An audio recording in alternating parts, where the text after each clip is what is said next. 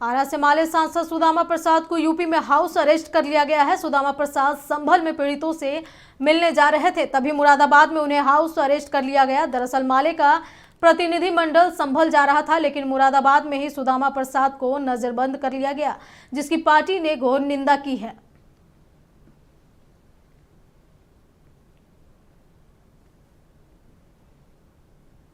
पूरे देश में माने दंगे फसाद किए जा रहे हैं, हर जगह मस्जिदों के नीचे जो है मंदिर खोजे जा रहे हैं, तो चीज़ों को अतीत में नहीं ले जाया जा सकता।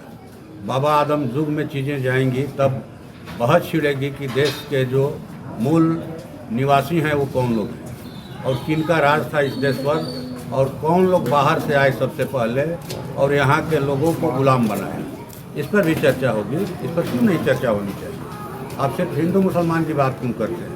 आप इस पर बात कीजिए कि ये देश किसका था, कौन लोग यहाँ के जंगल ज़मीन के मालिक थे, और आपने मिथकों के जरिए कहानी गढ़ करके जो है मैंने न्याय अन्याय की झूठी खोटी दलील दे करके उनकी हत्याएं करवाई।